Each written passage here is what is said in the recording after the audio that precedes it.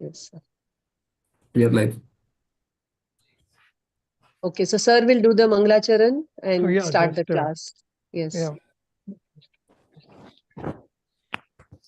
Esa sura suramunu sindhavandidam dhoi dhai kammalam panamami vadhamanam titham dhammasya kattaram. So we'll stop with that, which says that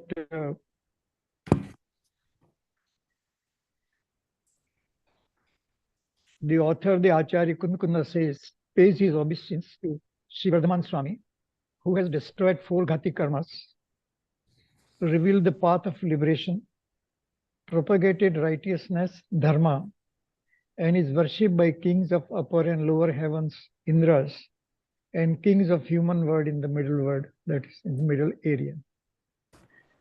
Of course, the point I wanted to highlight by this prayer was that this Pravachansar refers to Pravachan. Pravachan of what? So it is in the Mangalacharan itself, Acharya declares that whatever Vardhaman Swami, Mahavir Swami has taught, so that is the Pravachan, and we are reverberating or saying the same thing what Mahavir has taught us. So first point is to be understood about Pravachansar is that this is what Mahavir has taught us, and we must pay obeisance to that. We pray for this, and just to not pray to Mahavir, but a commitment on our part that we will follow what Mahavir has taught in our life, and decide ourselves to adopt the path of Samyak Darshan and the path to moksha. So that's what he says. And what he says further is that not only that he has revealed the path of liberation and path of dharma, he is worshipped not less than by kings of heavens, Indras and so many people, 100 Indras and so and so forth, and the Gandharas, who are the highest intellectual people among the human beings, Chakravartis and so on. So it is these people who listen to him. We are only small mortals, okay? They're very small people in terms of knowledge, in terms of our standing. But it is these great people, they also pray and they listen to what the God has to say or the Mahavir has to say. And in the same tradition, of course, there is a talk of Ram and Ayodhya. So it is Ayodhya, of course, where our Rishabdev Tirthankar started, the first Tirthankar started preachings. So, so that's how we inherit this kind of inheritance we have. And then, of course, from ages, from Mahavir, from Rishabdev, and until Mahavir, we have heard the same message and same thing that has been taught by us, and that's how we seek or we indulge in knowing what Mahavir has taught and how this is beneficial to us. So this is the background in which the whole Pravachansar is written. Of course, it is said that I will come to the subject proper.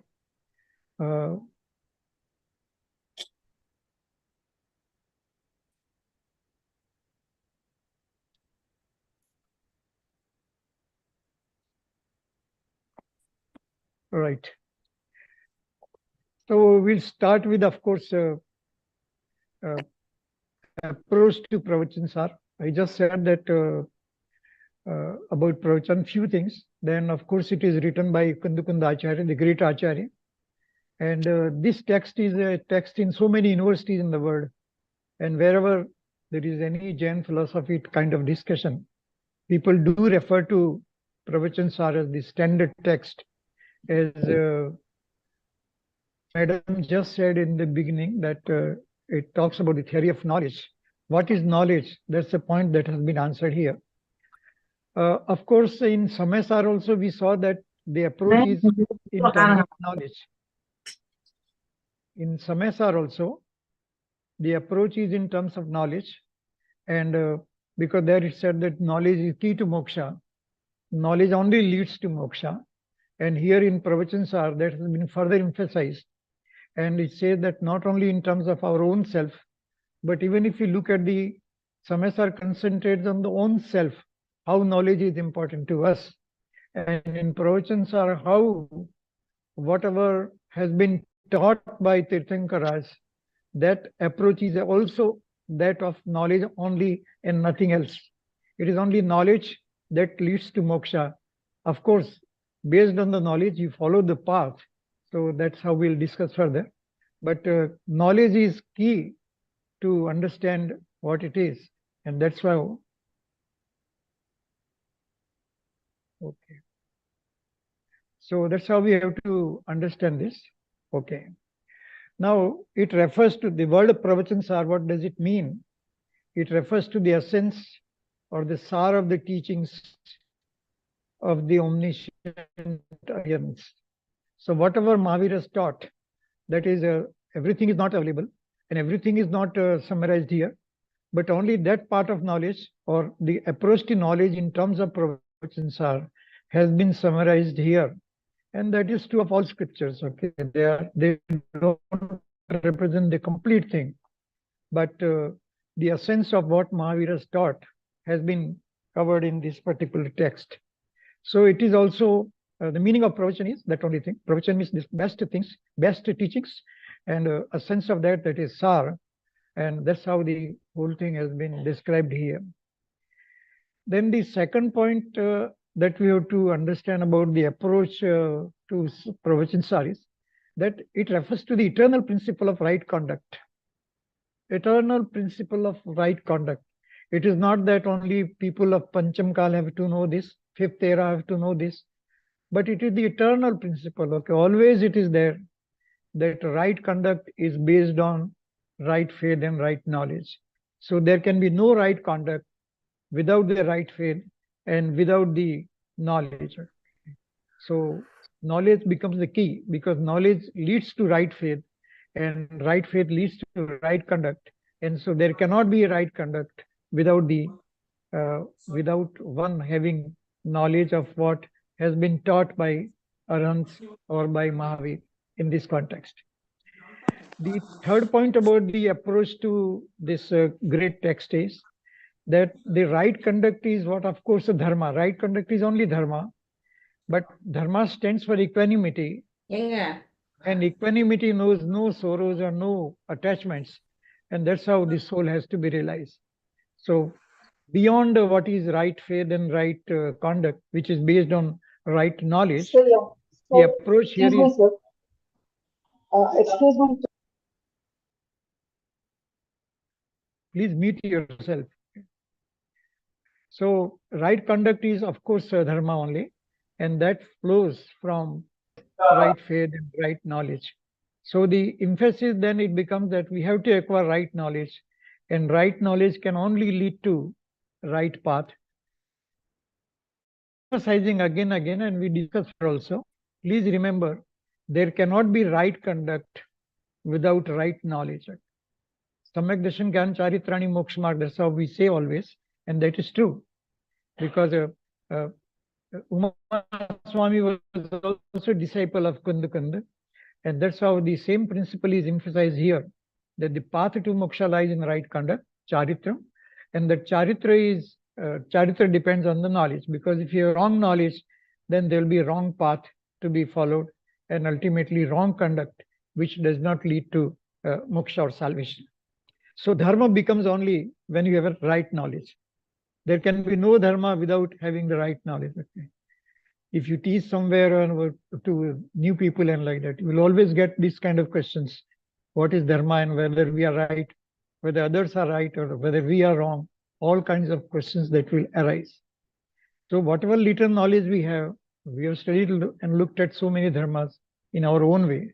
And we realize that the what has been taught by Kunda is the best way, the best approach to knowledge, and that knowledge can only lead to emancipation or happiness in life. So this is how this background in which the whole Pravachansar is written about it. Then if we look at the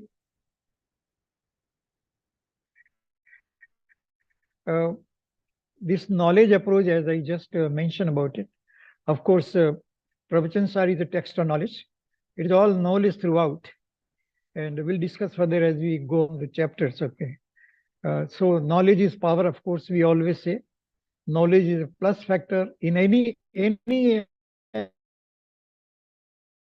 life, okay?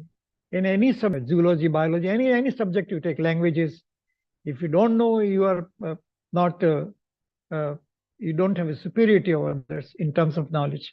And those who have a knowledge, they have superiority, whether it is science or landing on the moon or going to approaching the sun, whichever way it is knowledge that matters.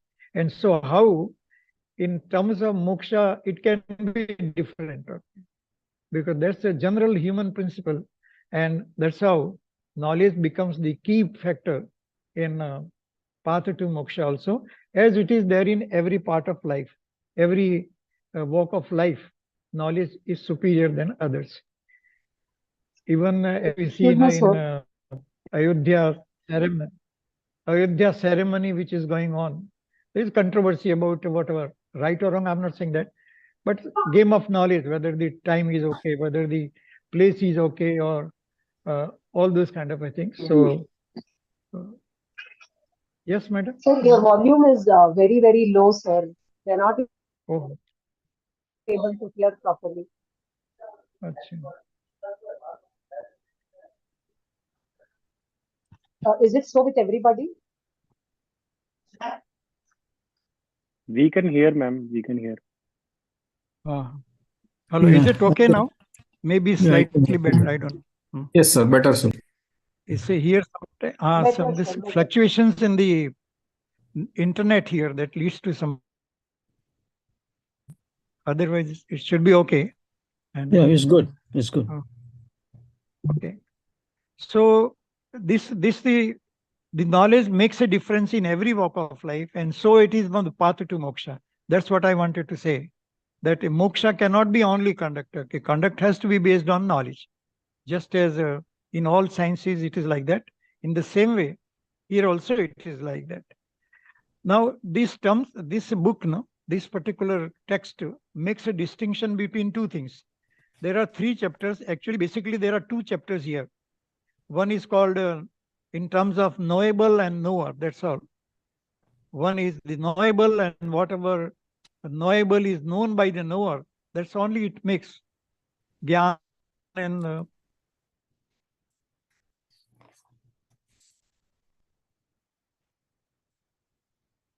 about it. And then, of course, the pure soul itself is an ocean of knowledge. So when the pure soul itself is an ocean of knowledge, how can we know the knowledge, or how can we know the soul without having the knowledge? So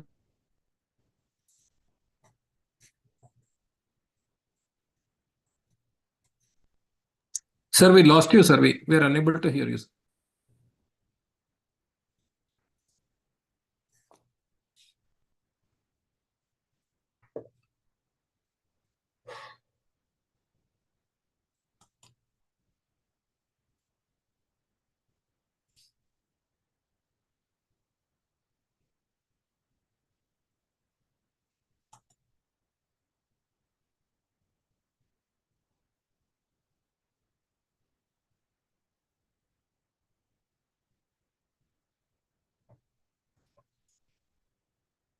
There are network issues at sir's end. So kindly all of you bear with him.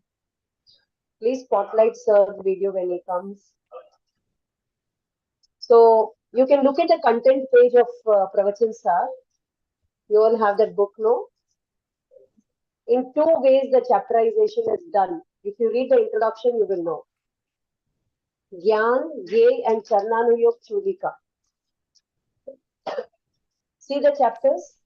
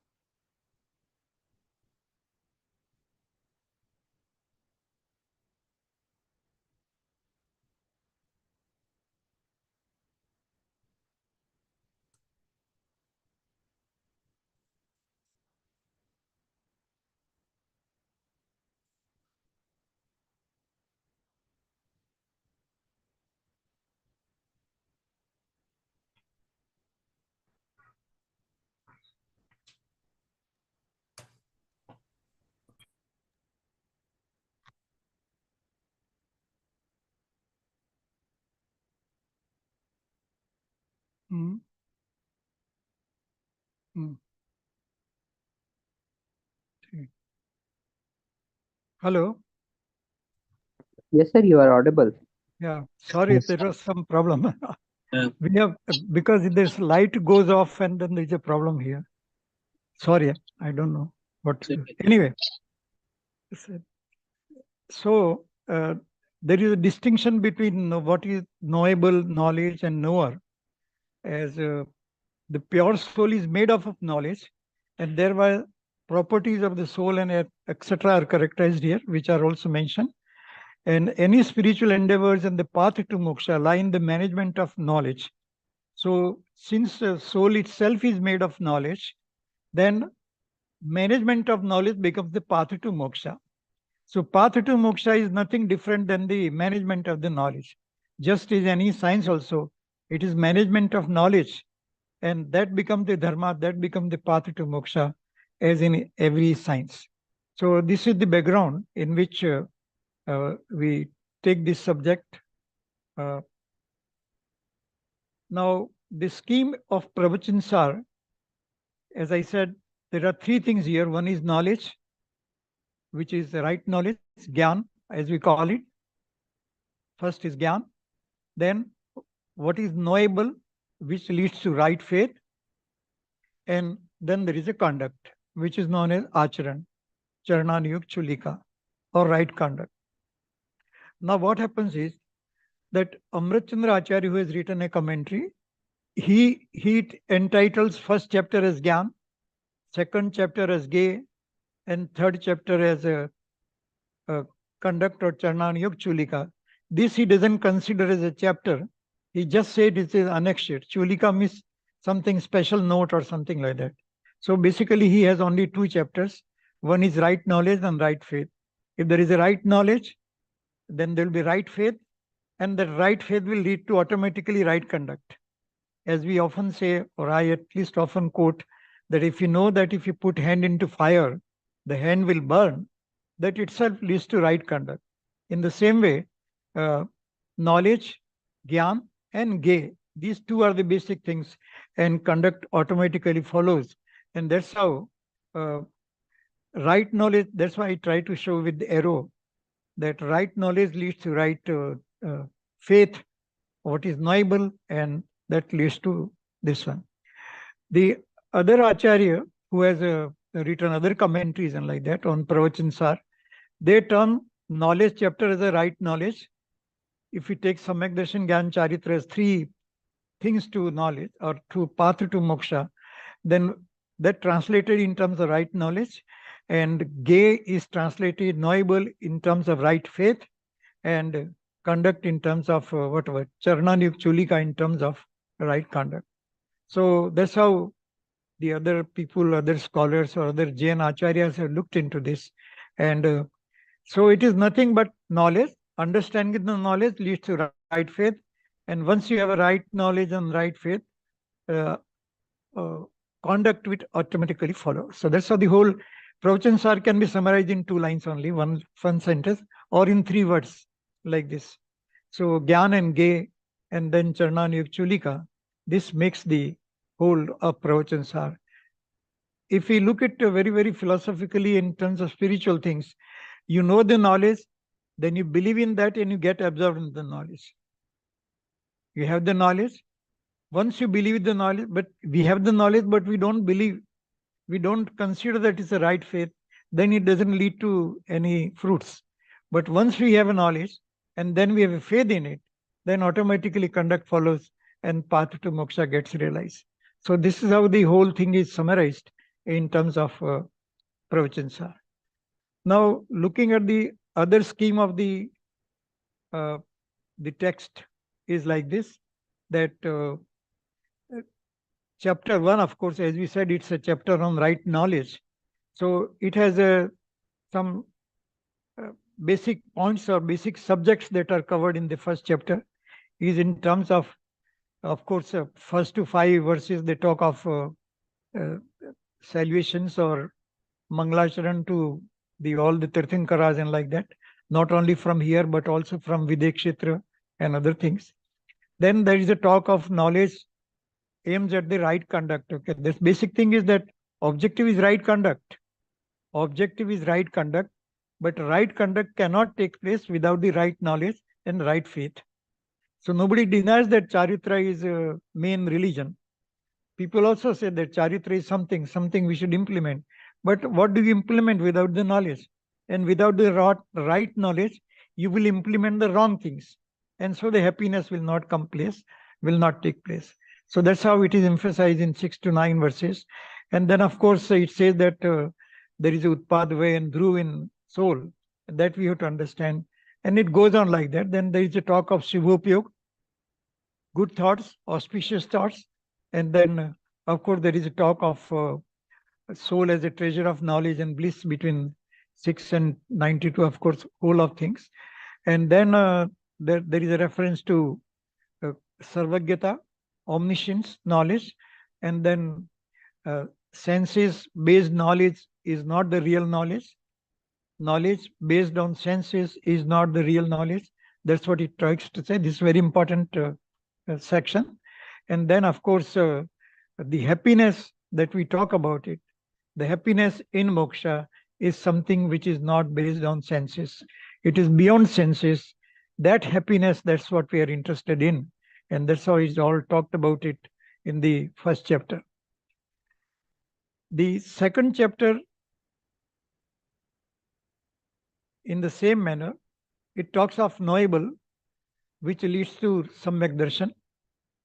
Because first there is a top of knowledge, because if it doesn't have the knowledge, there cannot be Samyak Darshan.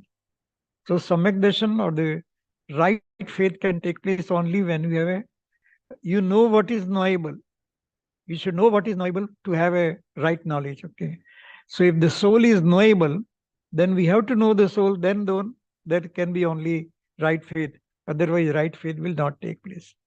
So here also it describes in terms of existence of soul basically, and then it goes into first there is a Dravya Gun Parya definitions and how they are relevant for the soul. Actually, basically what it means that one should have a knowledge of these basic parameters or variables. Then only it is possible to have right knowledge and right faith. Otherwise, simply by saying, say, we know that there are some people who say, I have faith in God, I have faith in scriptures, but that faith is without knowledge. Okay, it is only emotional, or it's a passion only, rather than based on knowledge. So that is not the knowledge. So here, this second chapter says that until and unless you have a knowledge of 6 substances, knowledge of our own existence, knowledge of modes of substances, Dravgun Paryas, Utpad Vedru, Nayas, different viewpoints, Saptabhangi, etc. Unless these basic things are understood, it is not possible to have a right knowledge, and then cannot be right faith. So knowledge of this only leads to faith. Okay, that knowledge that whatever Mahavir has revealed in terms of 6 substances, that will only lead to faith. Okay, otherwise there can be no faith. Okay. Faith on what? I believe in God. Believe in God means what? It is not clear. Okay, you may believe, yes, there was a Mahavir, but you don't believe in what he has said. Then how can there be a good faith?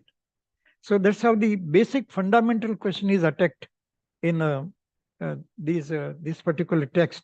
Of course, there is a Sanskrit expressions, and some words sometimes are difficult to understand, but otherwise, basically, it is very, very clear that we have to understand about our 6 substances, how they are interaction between these substances in our life, and as we progress towards the path to moksha, and Dravya Gun Parya actually. So all those things, how Utpad Vedru takes place in the soul. Once these are understood, these are, if you take it 3, 3, 6, 9 or something like that, these 9 points we have to understand, or 9 groups of points that we have to understand in order to have right faith. And then it means knowledge of these things is possible. Chapter 1 leads to the target kind of a set.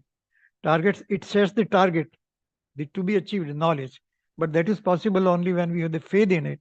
And so whenever we talk of Samyak Darshan can be there only when you have this basic understanding of these particular parameters or these particular points of views. Then in the 3rd chapter, as we said, it is not a really chapter and like that, but we call it chapter because that's how we can describe it very easily. And so it is a note or an annexure or enclosure on the conduct, right conduct, so that it refers to, it starts with the right conduct, what is right conduct and like that. And then of course it talks about Diksha, how the monks take Diksha. So what it says basically is that right conduct is based on right knowledge. And so you can take Diksha only when you have right knowledge. Fundamental vows or whatever, you can become monk only when prior to monkhood, what you have to do, then how many vows we have to take, and what are the external violations of the conduct. This is just a very important point here. 232 to 239 verses. They say that you have to have a knowledge of Agama. If you don't have a Agam knowledge, okay, it is not possible to observe a monk life. Okay, then you'll be violating, or you'll not be having a right conduct which can lead to moksha. Okay? So knowledge of agamas is very important. So knowledge is also a very essential ingredients of right conduct. Without that, the right conduct cannot take place. So one must acquire knowledge. And then of course, meditation is an important part of right conduct. Samayik or whichever we call it, dhyan. It's very essential And of course, there is a code of conduct to be followed by the Jain monks and like that. And particularly it says in the last one that there should be no contact with the worldly people. Because if we have the contact with the worldly people will come there with their problems and vitiate our process of thought. Because people in the worldly life, they have always problems, family problems, society problems, national problem, and so on. And when you go to them, uh, uh, it becomes very interesting. Okay, so if you can contrast this kind of knowledge with what is happening today, we may find a lot of differences. Okay, we go to our monks for our solution to our own problems. We create problems and then look at them for the solutions. But those who really want to achieve salvation, they have this kind of no contact with the things. I was reading about when Ramchandra took a Jain monk. No, Ramchandraji became a Jain monk, and then of course he took a diksha. And then one day he came to the city for ahar, and then he did not get, of course. Then he realized that there is no point in coming to the city because it vitiates the thought processes. And so he decided that he will not take ahar in a city. He will take in jungles only. And then he had some 5 days fasting and things like that. Then ultimately some king was passing through the jungle, and then he realized and gave ahar to Muni Ram. So like that, Padam Puran says towards the end that it is a story of monk Ram and not as such Ram. It's a monk Ram, his story. Anyway, so point is that this too much of worldly contact can destroy the peace or the peace of mind that is required for a right conduct and so on. So like that, each point is important. I just emphasize 1 or 2 points that comes to us as and when we discuss this subject. So this is how basically these 3 chapters are summarized. And before I go further to some sort of a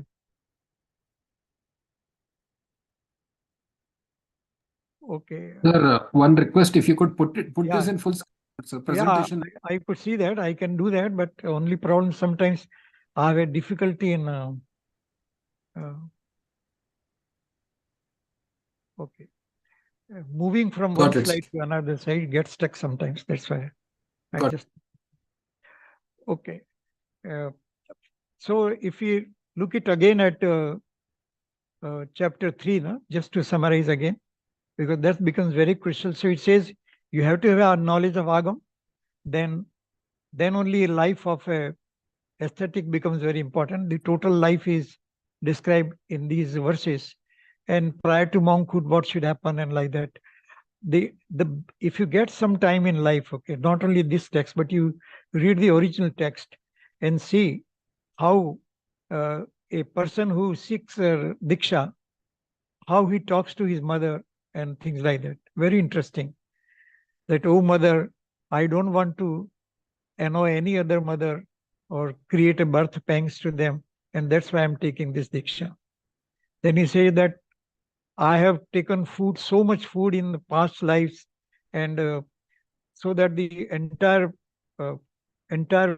food grains of the earth or the whatever are available in the middle part of the universe will get exhausted, but still I will not be satisfied. Like that, a very, very interesting narration of what happens and how a person gets oriented towards diksha. So like that, so many points are there. Of course, a complete reading can lead to the right kind of things. Anyway, now basic point I have tried to summarize that there are 3 chapters basically. One is in terms of knowledge, and the second is in terms of right faith, and third in terms of right conduct. And right conduct is the objective, is the dharma. Right conduct, charitra is khalu dhammo. That's what it says. So charitra is important, and that is the goal. Charitra means getting absorbed in the soul. That becomes the goal, but that is possible to be realized only when we have knowledge of the soul and we have a belief in that, okay, because it is a belief that gives us courage, okay, and it is knowledge that guides us how to move towards the path to moksha. So both things are very essential, and if we acquire the both, right faith and right knowledge, then right conduct automatically takes place.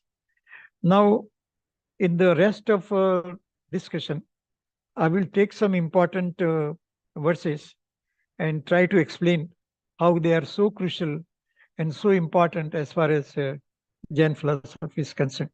So as we talk about right conduct, the verse 7, it talks of right conduct as the goal of life, okay, goal of everything. And happiness comes only from right conduct. So it says that Charitam Khalu Dhammo, I quoted because it's very important. Charitam Khalu Dhammo. Charitra is indeed righteousness, and dharma, this is dharma. Charitra is dharma. That's all. Dharma takes place. Dharma means where you have follow some conduct, okay. And so conduct itself is based on knowledge and right faith, and that's why Charitam becomes a Khalu Dhammo. But some people quote this and create a lot of controversy, saying that yes, this is the only goal. We need not bother about knowledge and like that, which is not true, because right Dhammo cannot take place, dharma cannot take place unless you have the right knowledge.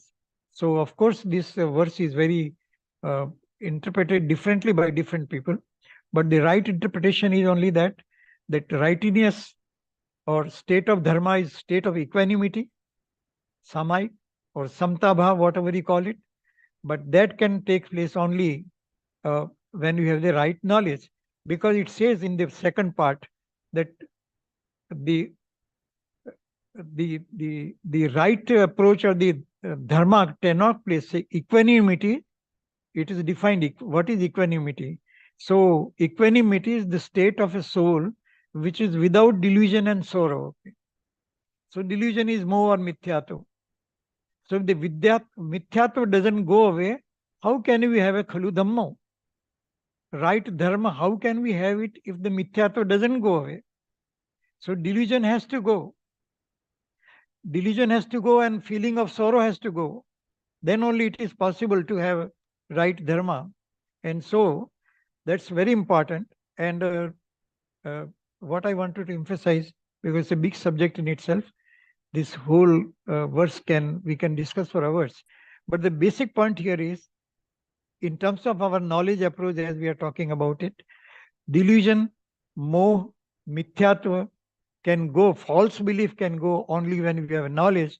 And when the false belief goes, then feeling of sorrow in life, that is attachment and losing attachments or whatever things, fear of attachments, fear of losing attachments, not getting attachment, all those kind of things will go away. And then only Khalu Dhammo, real righteousness, real dharma will take place. So the point is well taken, that conduct is the right dharma, and that is the only way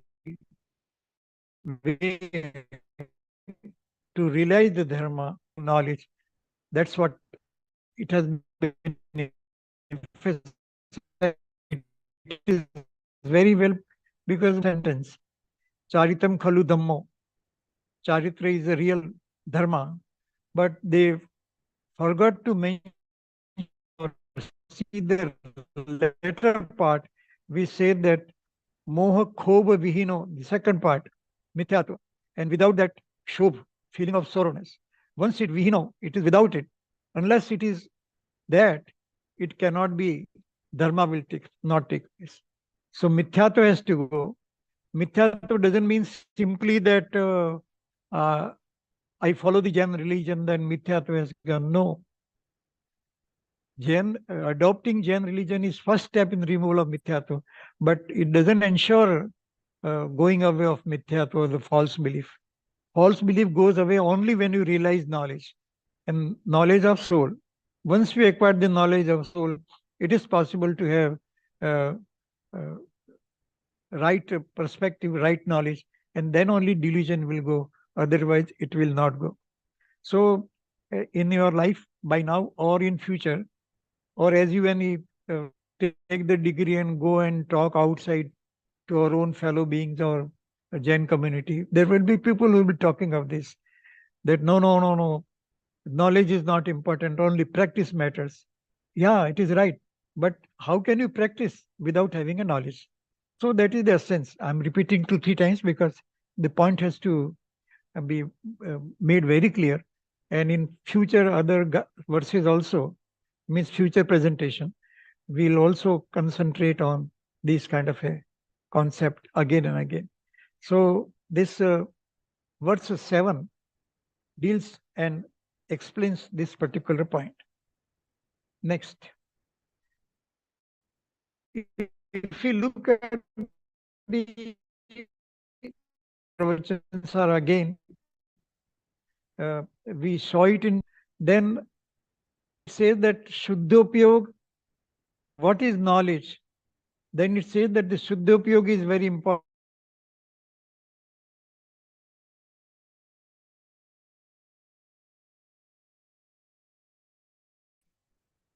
Shuddhopyog means engrossment in the pure soul. Okay.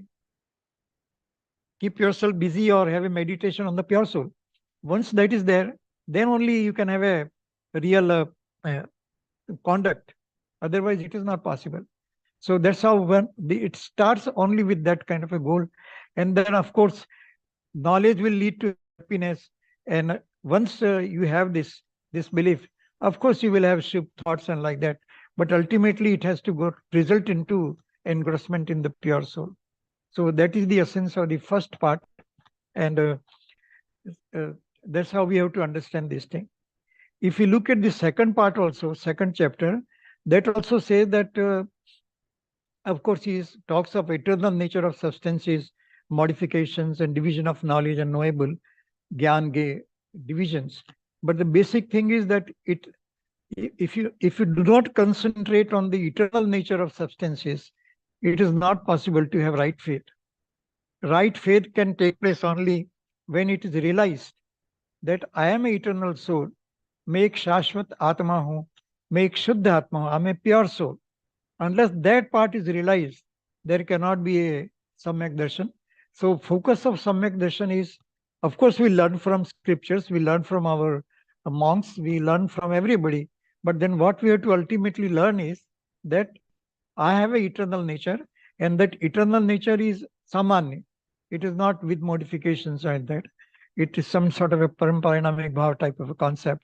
And so I am eternal, and I have to, there are modifications, but I have to ignore those modifications, and then that we have to divide knowledge and knowable, and that will ensure the right faith. So how knowledge become important in different ways, we are trying to explain it here.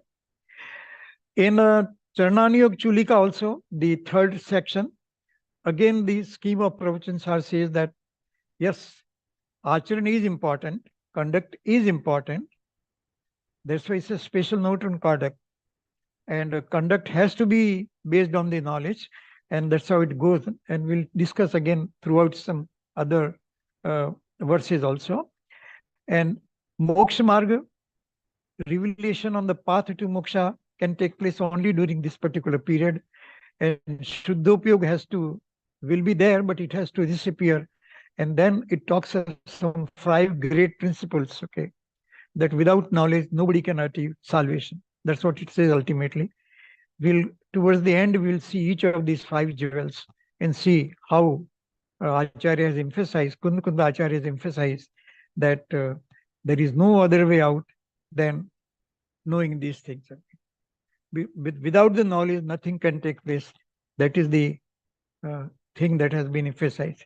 And then towards the end, in the annexure, Acharya gives 47 nayas. Okay, we know only Vyavahar and Nishtaya generally, but he is listed 47. And nayas are very important. Viewpoints are very important, because what he says that everything that is said in Jinvani is based on some naya, some viewpoint. So if you take that viewpoint as absolute truth, then it becomes a problem. Everything, remember, everything that is said in Jinvani, wherever it is based on certain viewpoints. Okay, If you say conduct is important, it is based on certain viewpoints. If you say right faith is important, it is based on some viewpoint. If you say that right knowledge is important, it is based on some viewpoint. So everything has a viewpoint. How many viewpoints are there? How many nayas are there? Then the answer is that nayas are infinite. So just as so many expressions are there, so many nayas are there, so many nayas are there. Infinite nerves are there. So everything that we said or we say or we make a statement is conditioned by some perspective, some viewpoint. And that's why each point that is said should not be taken as absolute truth. It should be understood only in terms of its relative point of view. So that 47 have been explained here in the annexure. And in our book also it has been given. And one should study this very well. And towards the end, in the second part of lecture, I will try to take few nayas and see how these are very important as far as Jain philosophy is concerned. Jain philosophy is always expressed in terms of nayas and viewpoints. And that viewpoint has to be understood. And it is with respect to complete truth, actually complete truth, praman gyan as we call it. That is very difficult to describe in one word or one sentence, okay? And that is why in terms of viewpoints we describe. So each viewpoint is describing the eternal truth. Eternal truth as we call it, Dravya in the second part. So eternal truth is described by each viewpoint. And so each viewpoint has to be taken as right point, but with reference to only the eternal nature of the soul only.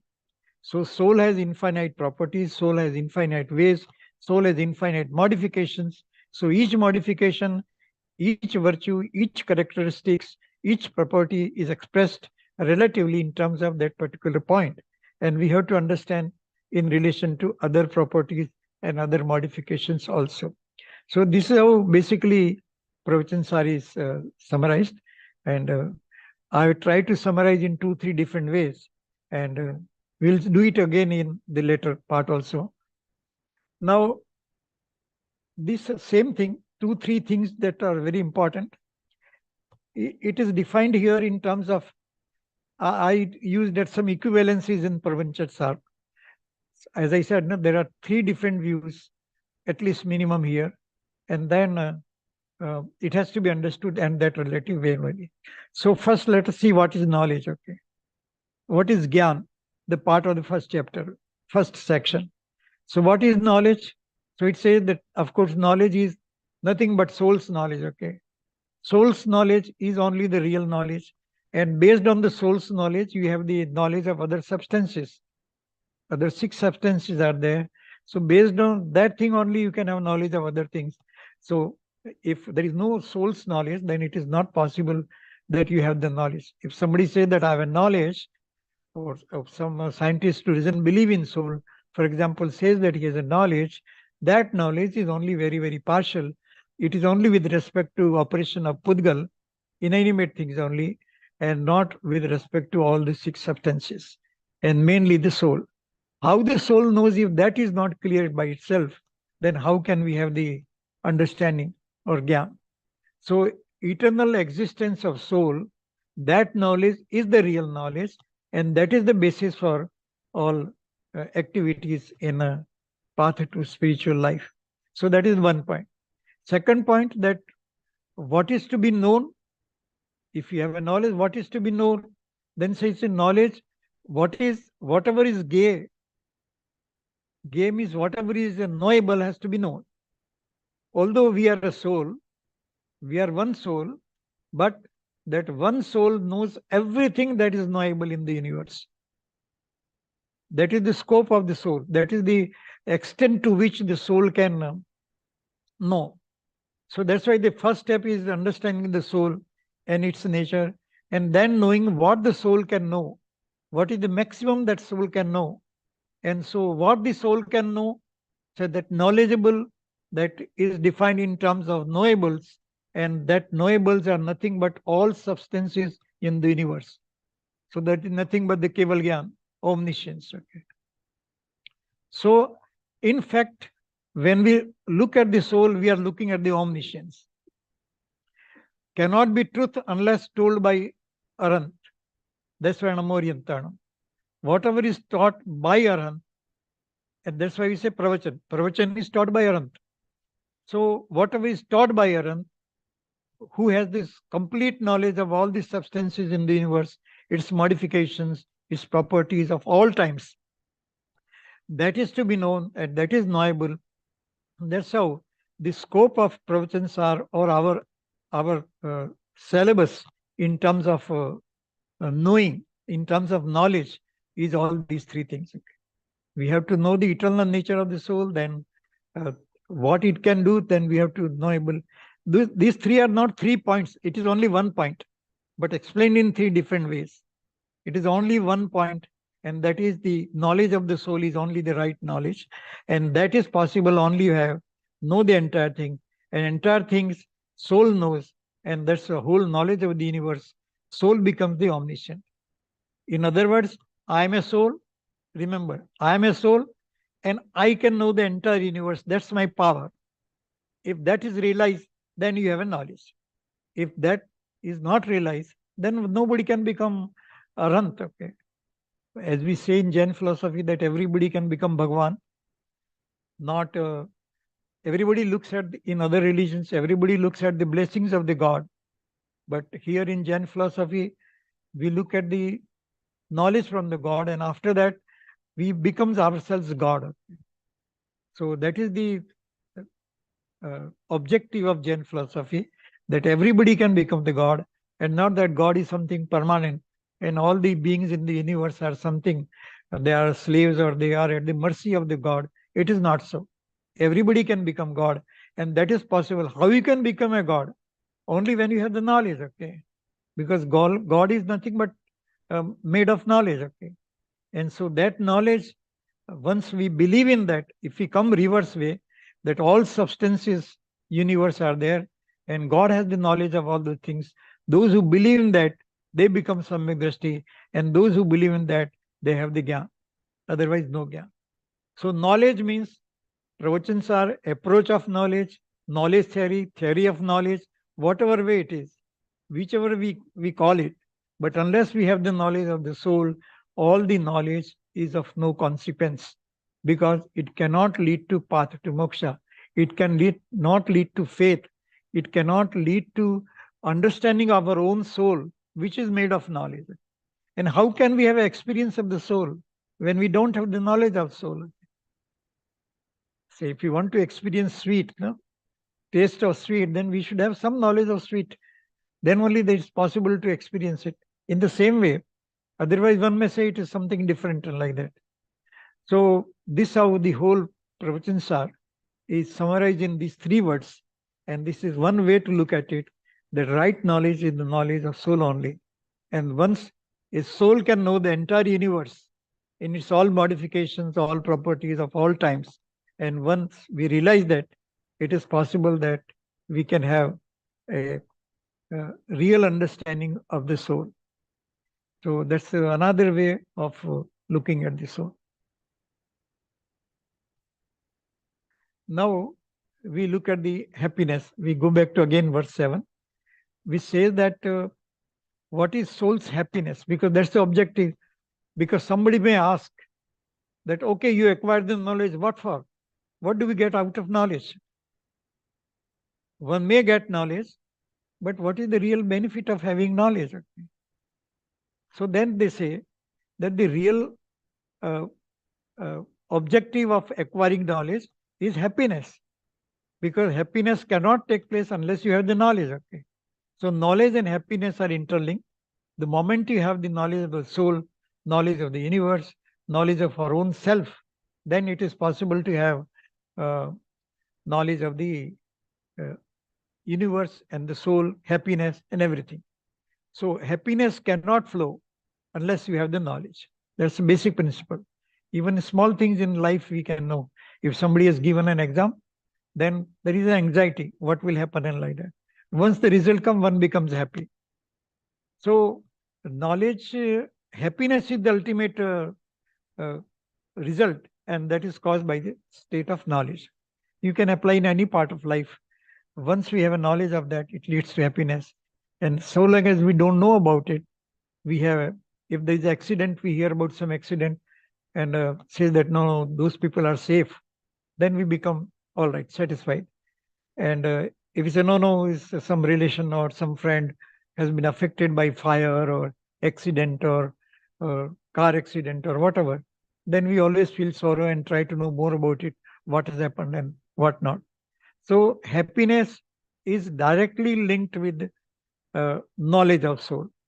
And so theory of knowledge or theory of happiness amounts to the same thing, because knowledge can only lead to happiness.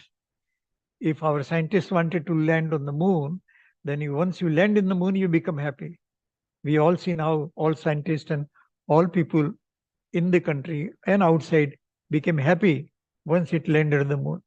So long as it is not there, of course we know that it is going to land on like that, but until it lands, that knowledge gives us happiness more than anything else. So in all walks of life, whether external things or internal things, happiness comes only when we have knowledge of it. Now the question comes, what is that happiness that we are talking about it? How to define happiness? So that happiness has been defined here. It is defined in other verses also in Pravachansar itself and in other texts. But some few characteristics which are given in verse 7 are that happiness, soul's happiness is abundant, infinite, it is infinite, okay, and unprecedented. Our soul has never experienced before. Once we realize the soul, I have a Samyak Darshan, experience of the soul, that experience is unprecedented. It has never happened before, and it is infinite. It is not just little bit, that 1 minute you are happy and then you become again sad and like that. No, it is infinite happiness. Even if you get for 1 minute, that it will be a sample of that infinite nature. So experience of the soul or the knowledge of soul which leads to happiness is unprecedented and abundant. It comes from within, it doesn't come from outside. In the worldly life, mundane life, we get happiness from external things, by eating some food or by visiting some places or knowing certain results or and so on. But the soul's happiness arises from within, it comes from within. Soul is a reservoir of happiness, and once we look at the soul, that happiness flows out of that reservoir. So that's how it is comes from within. Then it is beyond senses. It is not based on senses. What we do in worldly life is our happiness depends on senses. We see a particular things and we become happy. We hear some good music and we feel happy. Like that, we taste some food and then or eat some food and become happy. Like that, all five senses, we smell certain things and feel very happy. We touch certain objects and then we feel that we are very happy. So from all the five senses, we get happiness as we feel it, which is not the real happiness. Real happiness comes only from beyond senses, and it comes from within, from the soul. Then this happiness that one gets from the soul is not comparable with the happiness of senses. This happiness that we get from the soul is entirely different. It is not even any way comparable, not even 1%. It is same. It is entirely of a different kind. The happiness that one gets in liberation or path to moksha. So the point emphasized here is that what is the theory of knowledge? So knowledge has to lead to happiness, and then happiness cannot be temporary. If knowledge leads to temporary happiness, it is of no use. So it has to have an eternal happiness, and it has to be, if it triples or trickles down in bits and pieces, then it's not happiness. So it has to be infinite. Happiness has to be infinite, because just little, because if you have a 10, for example, anything, it is not so, but I'm just giving an example. If somebody has 10% happiness, then you want 15%. If you have 15%, you want 20%. So there will be always anxiety and unhappiness because I don't have the remaining happiness. So happiness has to be infinite, so that there is no desire for further happiness or looking at some other source of happiness. And then it has to be continuous. It should not be a one-time affair. It should be a continuous flow of happiness, continuous flow of nectar of happiness. It should always take place and not bits, in bits and pieces. It should not come. So that is the kind of happiness that one should get. And that's what the knowledge, theory of knowledge talks about it, that you get happiness out of this way only, nothing else. Then one more, that same thing about sukha or happiness between worldly or based on senses and based on soul's happiness. On senses based on others, we look at the other objects, we look at food, we look at houses, we look at the weather, and we feel happy or sad. Then we contact with the others. No, we come in contact with other things and we feel happy. We meet some people, we feel happy, like that, with obstacle. But this worldly happiness is with obstacles. It can't be continuous. It will come and go away. Weathers will change, body health will change. Same thing. Our relations will change.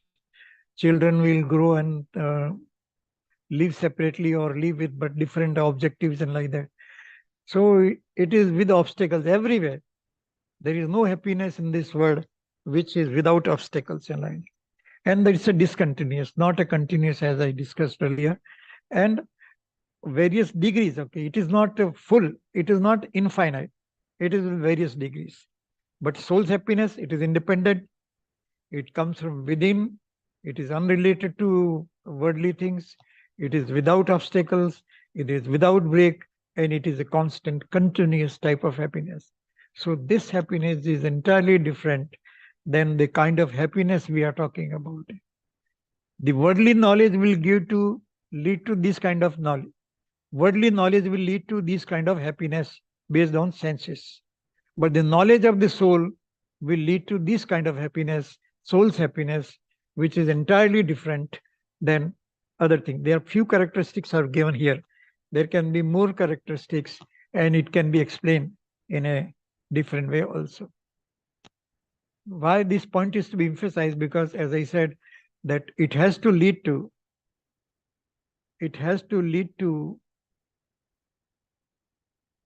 it's just getting out of control.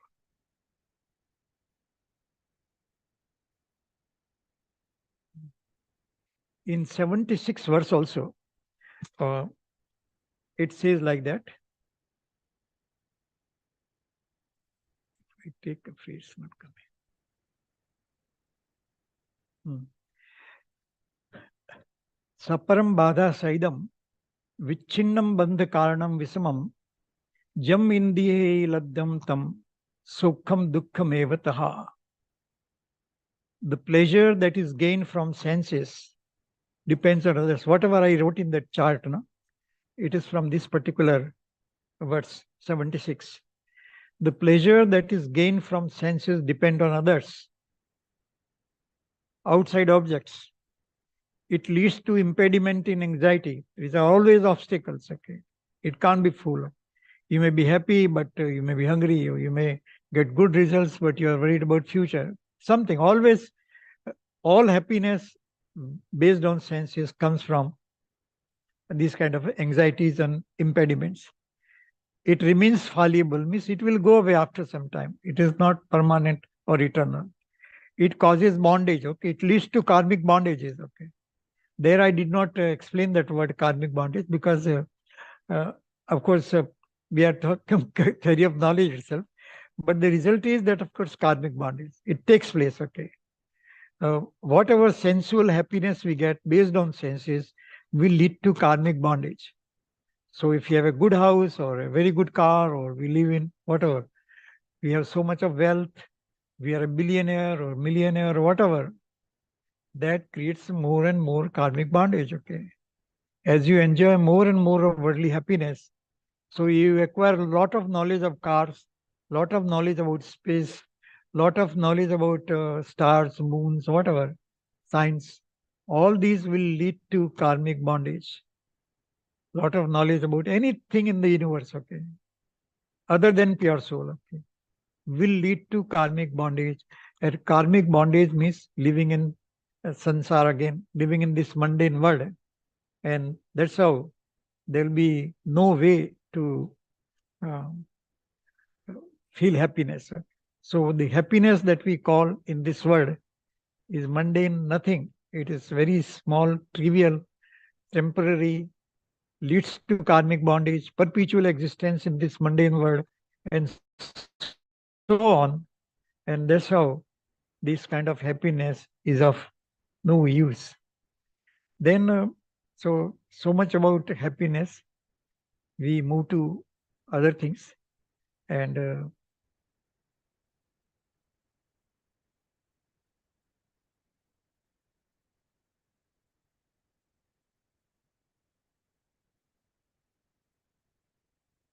okay, we can.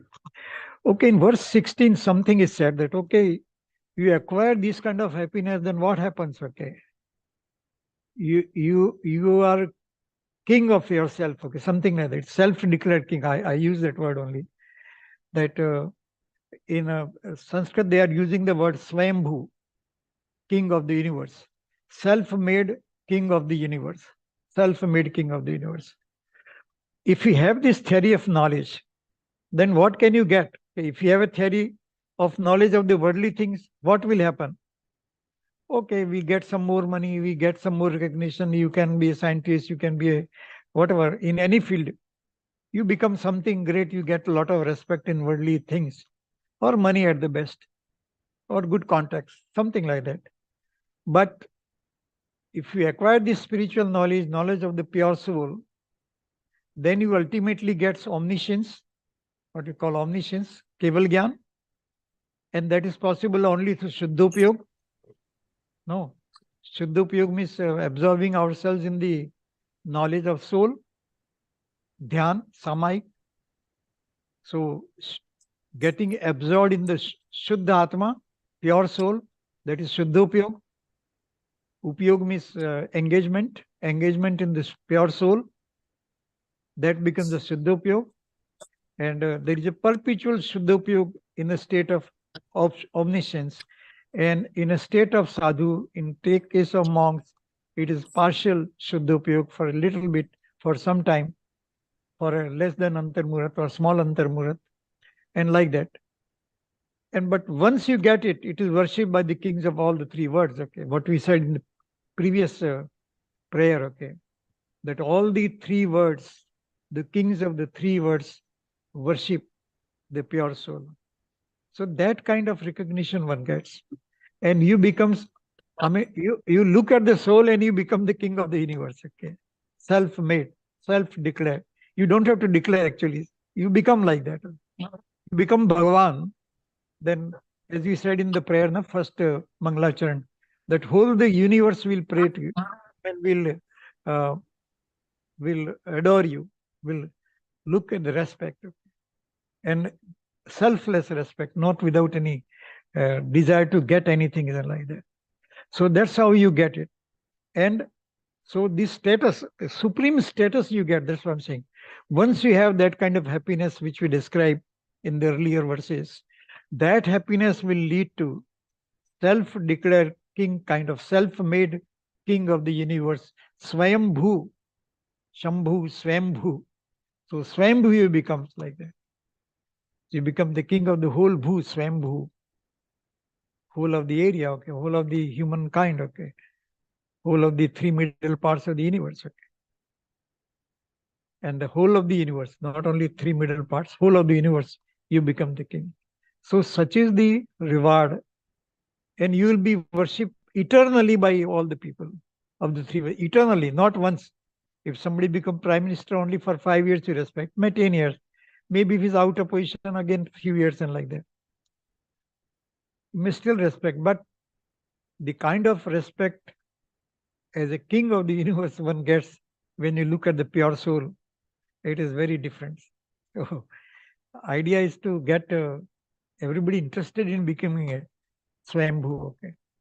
So, and then once you become the Swayambhu, who does it? So that 6 causal factors which I will not go into discussion. Last semester we discussed those things, that nobody is responsible for that. You do it yourself. All the 6 causal factors, you are the doer, you are the deed, you are the means, this the purpose, you are done for yourself, you are done from your own, and like that you acquire that kind of a status. And all the 6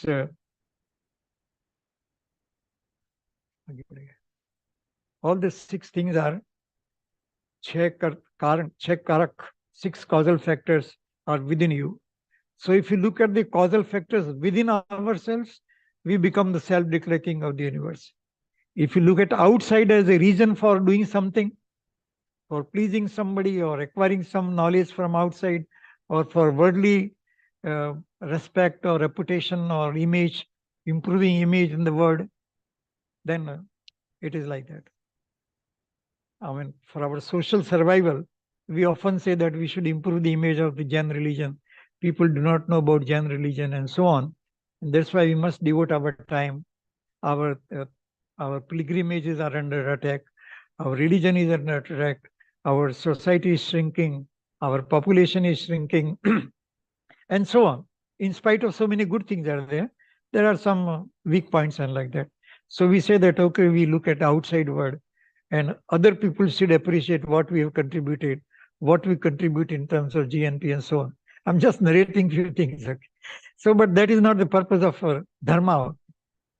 It is okay for our social survival, it is needed. For our society to survive, it is needed. Maybe one point of view. But if you look at from the eternal point of view, it is all not needed. You concentrate within yourself in the pure soul, and then you get respect forever, eternal respect from all the living beings in the universe. If people say Namo Riyantanam, you are there. If people say Namo Siddhanam, you are there. And of course, you would have by that time lived a life of a monk also. So Acharya, Upadhyaya, and Sadhu also you are there. And so people will be remembering all those things. And ultimately, it becomes like that. So that's how these things.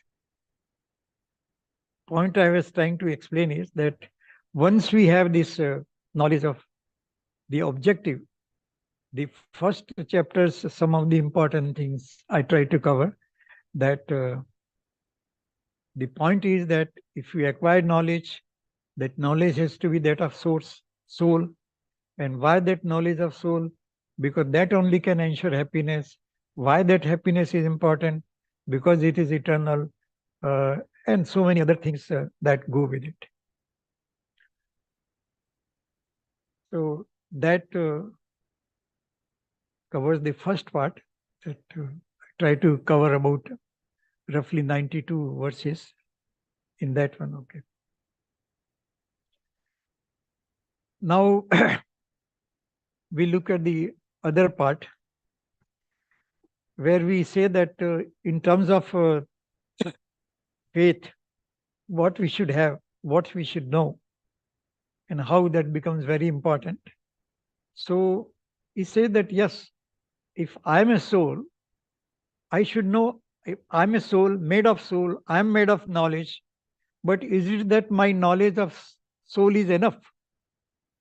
Yes, it is enough. That's what it says. But your knowledge of soul cannot be complete unless you have the knowledge of the world outside you, the environment in which you live. Okay, with that knowledge is not there, then one cannot acquire that kind of a situation, because unless we know that the other world is very difficult, mundane world is very difficult to live, mundane world is full of unhappiness, full of obstacles, and so many things as we discussed earlier, then our engagement with the soul, our engrossment with the soul, our absorption with the soul will not be complete, and then the eternal things cannot take place. Okay. So if we know that if you want to live at one particular place happily, then we should know that all the other places in the world, one will be unhappy. And that's why one should live in a jungle or in our own hometown or special town or some special places of one's life. Like that we decision make in life. In the same way, in terms of spiritual thing also, we have to make a decision of that nature, that where we look at the existence of the things around us. So of course, all of you know, you would have studied by now, that we have to have a knowledge of 6 substances, understanding of substances, all the 6 substances.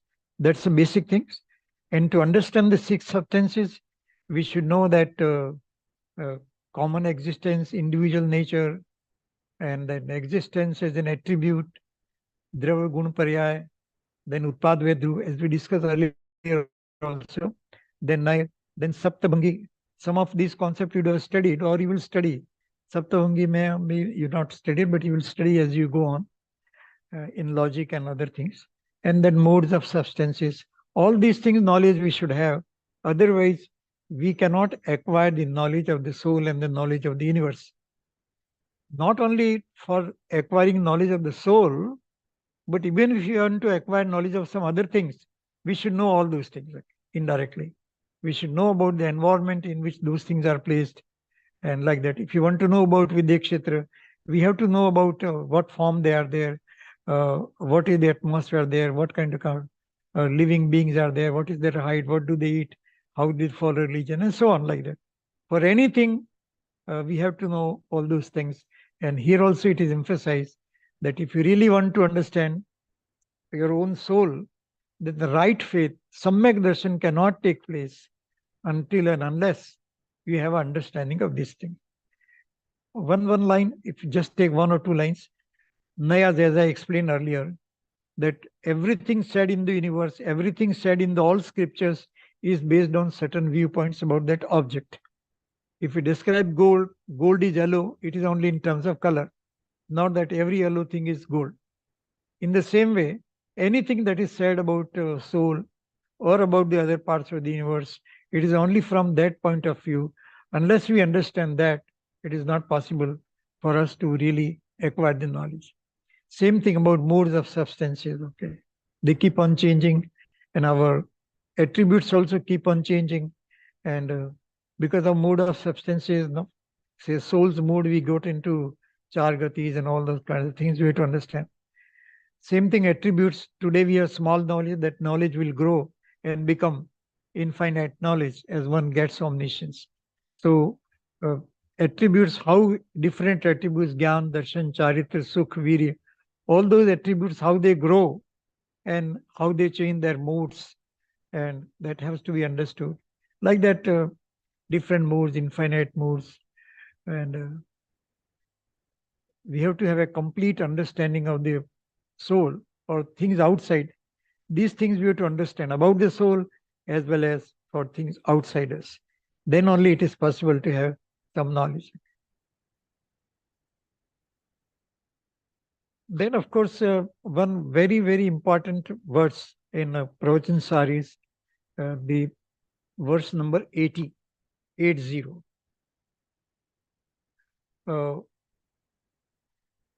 says that one who knows Arant, we use the word Aryantanam first, Aryantanam first in Namokar mantra. So here it says that unless you understand the Arant, okay, and Arant's substance, attributes, and Paryas, modes, and the point of views, knows one soul, his delusion is bound to be destroyed. What it says, simple word is that Jo Janadi Arantam. If somebody asks you, do you know Arant? Then we may simply say, yes, it is a part of Namakarman. No, that is not real knowledge of Arant. It is okay. We know the name of Arant, but we really don't know what Arant is like that. So this verse says that the theory of knowledge, or this verse says that you understand Arant, who is omniscient. And if you understand Arant, it is possible that you will understand the whole knowledge. Okay. Complete knowledge will not take place until and unless you understand the Arant. Jo Janadi Appanam. So it's a very beautiful lyrical expression. Jo janadi arantam, one who knows arant, so janadi appanam. He will only know the soul. Okay. And how to know Dravagunparya? We have to know from them. Then it is possible that we know our own soul. And then only moho khalu jadi tasyalayam. Then all the delusion, all the mithyatu, all the moh will go away. Until and unless you understand that, it will not go away. Very beautiful and very, I don't know, excellent statement Acharya has made, that unless you understand Arant, it is not possible to understand Atma. And unless you understand Atma, your moh, your delusion, your mithyatva will not go away. So mithyatva can go away only when you have these kind of things. So that's a very important point. You can study in your own time in life whenever you get some time. That try to understand what Arant is all about. What is his omniscient? How the in our book we have given some multi-dimensional concept of Arant. What Arant is all about. Okay, and using optimum theory and all kind of things. That in case of Arant, in a state of Arant, everything is at best. Gyan is at best. Happiness is at best. Power is at best. Obstacle zero. Like that. Everything is at best. All the systems are working well. Human body is best. Arant's body. No food. It can survive for millions of years or thousands of years without eating, without drinking water. So the body structure is also best. You think of anything, no sweating, no discharges, nothing. Such a Arant is superb. If you say that Namo Rintanam first, it is the same really wonderful thing. Wonder is also not an adequate word, because we think for small things we are using the word of wonder. For a building we say wonder of the world and like that.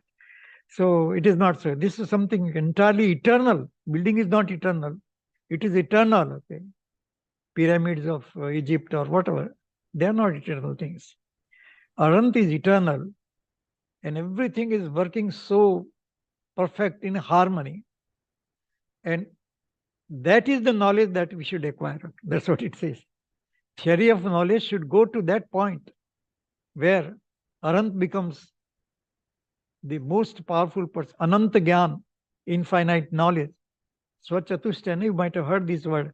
Ananta Gyan, Ananta Darshan, Ananta Sukh, Ananta Virya. Like this, everything is at infinite level. Infinity. Knowledge is infinite. Happiness is infinite. Vigor is infinite. And so many, so forth, so many things. So like that, it says that you try to understand Arant. What a powerful verse this is. You try to understand Arant, then everything will go away. When you know the infinite happiness, our happiness or our dependence on senses will go away. When we know the infinite vision that Arant has, okay, our ability of seeing with eyes will be no comparison to what the Arant can see. In 1 unit of time, the entire universe can be seen. So our satellites can have no meaning. And no meaning means they are very small knowledge compared to knowledge of Arant, where he can see the entire, not only present, he can see the past and future also. So that's the kind of a knowledge of Arant. So that is the knowledge, not the knowledge of present is only knowledge. Not only knowledge of past is knowledge, but the all past true, present true, and future also true. All in one, and not one dimensional, not two dimensional. All the three infinite dimensions, okay. All the objects in infinite dimension. Very difficult to even imagine, okay. That know the universe in infinite dimension, infinite in past, infinite in present, infinite in future. Such is the theory of knowledge and the goal to which knowledge should aim at, and that is possible only when we realize the soul. So we can go and explain this wonderful verse, and to the extent possible we should try to understand this, but you try to remember, Jo Janadi Arantam, So Janadi Appanam. I gave some lectures sometimes on this and wrote a small article also long ago, not traceable now. Jo Janadi Arantam, So Janadi Appanam. If you have understood Aran, you can understand the soul. Appanam, soul. If you don't know Aran, there is no way you can understand the soul.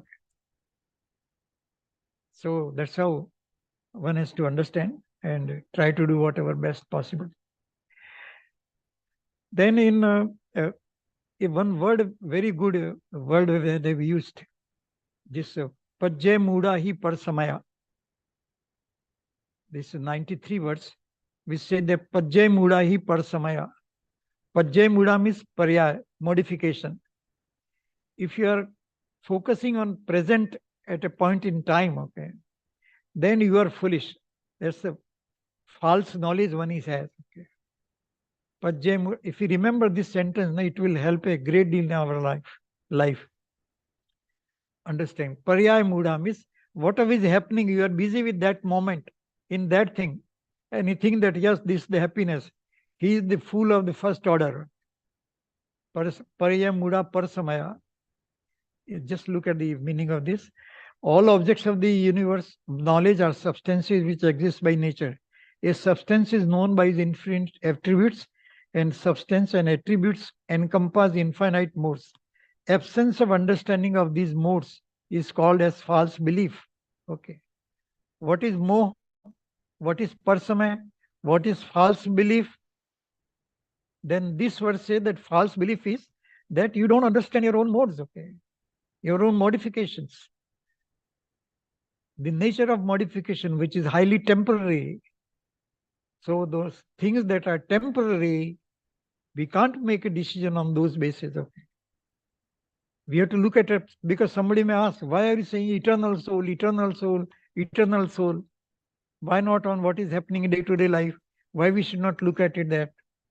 So then answer is given here, because you will be always deceived by looking at present. It will change. If you look at morning and say that this is the word, then afternoon will be very different. Okay. And if you say no, the midday is the best day, then evening will be different. Then you say no, day is the best thing in life, then night is very different than the day. Okay. In the same way, if you like summer nights, then winter nights will be entirely different. So like that, anything that you look at present and say that this is the best, one will be deceived all the time. Okay. Same thing about our relations, brothers, sisters, mothers, and everybody.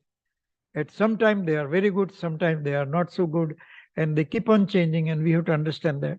And if we are carried away by that, even if we have the best of parents, best of brothers, best of sisters, but there is a limit. Ramchandraji, Sita, they were best of people. But then, of course, Sita goes to heaven, Ramchandra goes to moksha, and so on. Different people go to different places. So if you look at the present only, you become foolish. Okay. So you have to look at the eternal knowledge. The answer is given. Why we have to look at the eternal knowledge? It's only because it is like that. Then this two parts remain. We'll cover in five minutes. 5 jewels concept is given towards the end. Last 5-6 verses, it's given like that. And it says 5 points are I've just narrated here. First point is that sansar, if you do not know the soul, why theory of knowledge soul is important? Because if you don't know the soul, sansar will always take place. I will cover back in the next slide also, but first let me narrate the points. If you don't know the soul, if ignorant of soul, you will be always remain in sansar. So I can do dharma, I can do everything, but I don't want to study about the soul. I want to study about Jain philosophy, but don't want to study about soul. Then you will be always ignorant. That person will be condemned to life forever in this mundane universe. That's the first principle. Second principle is that moksha does exist. there are omniscients in this universe, and there are Siddha Bhagavan, Siddha Parmeshti, Arant Parmeshti, and there is the eternal happiness. Nobody should say that, oh, you are talking of happiness, you are talking of knowledge that is imaginary. How can one have a complete knowledge of the universe? It is an imaginary concept. So no, it does exist. Moksha does exist, and eternal happiness does exist. Siddha Paramatma has eternal happiness. Aran Paramatma has eternal happiness.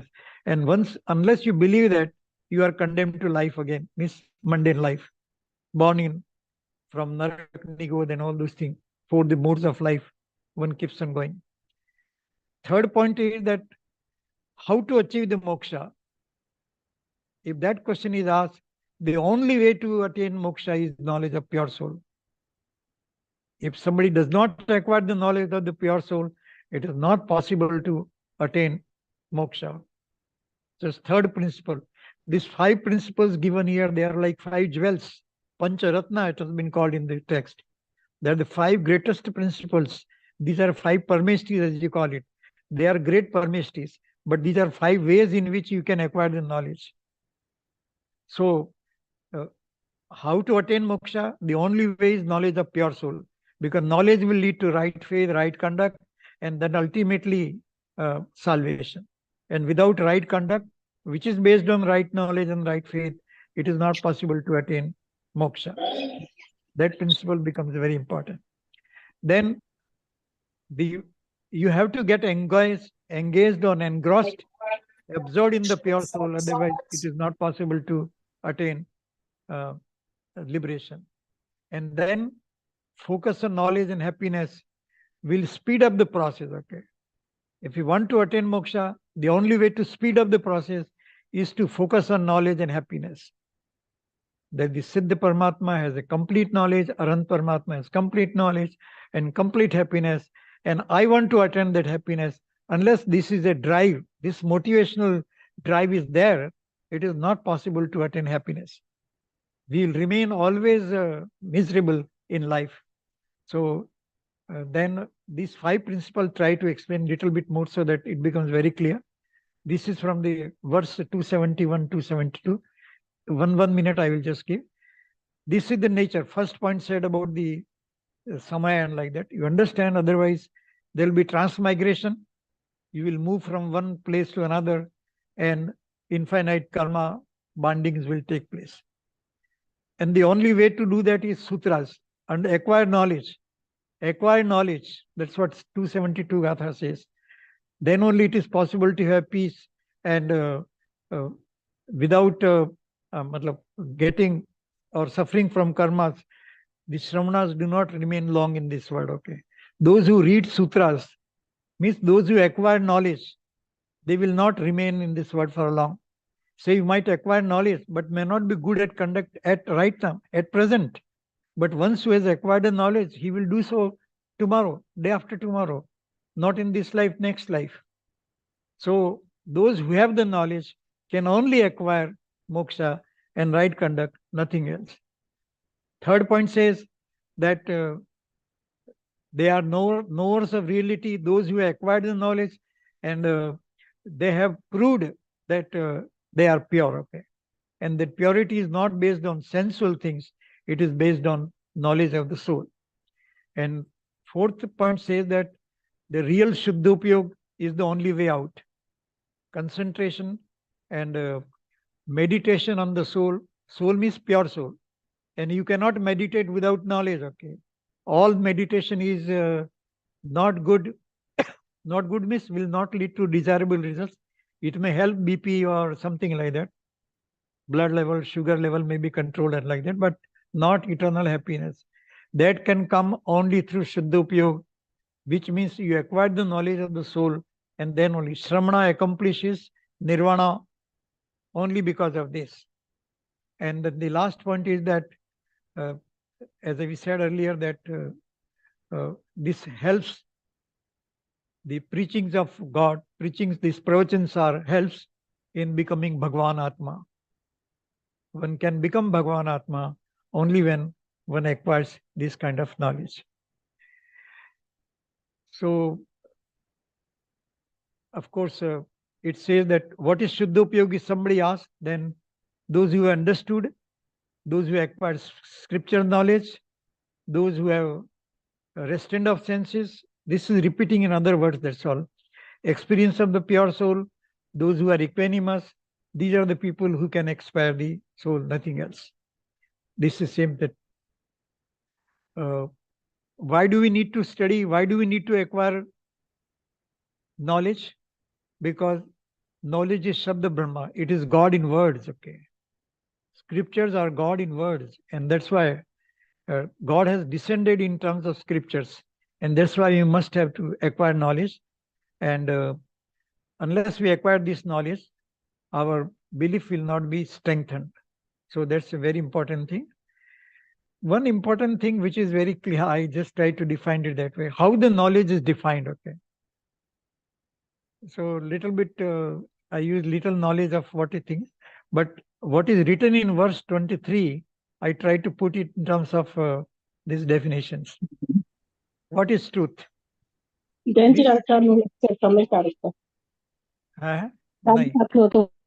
that's okay. You just see here. Knowledge is truth. And what is truth? Or knowledge, what is knowledge? Then knowledge is complete knowledge of all substances. Then only it is a knowledge. And then it is neither more nor less. Okay. CSK means knowledge of all substances. It should not be more because it cannot be more because nothing exists beyond that. It can't be less because if it is less, it can't be perfect. And so no samyak darshan will take place, no faith will take place. And then it should not have distortions, little bit here and little bit there. There's kind of distortions, then it is not a knowledge. And knowledge doesn't have doubts. If there are doubts, it's not a knowledge. So this verse 23, I try to put it with whatever my knowledge in terms of a mathematical formula, that this is how, it's not copied from anywhere, it's my own way. I wrote it in my thesis, I suppose, I remember, and then use it whenever I feel like it. And it is rightly from verse 23. There it is in terms of words. I have written in terms of a equation. Set theory, following set theory. Then again, towards the end also it talks about soul. So I consider soul to be the nature of pure knowledge and vision. And it is beyond senses, greatly insignificant, eternal, unchanging, independent and pure. This is how soul is described. So again, theory of knowledge. Soul to be a nature of knowledge, that's all. It is nothing but knowledge. And how much knowledge? So entire universe. Soul contains entire universe. And all knowledge, this Shruta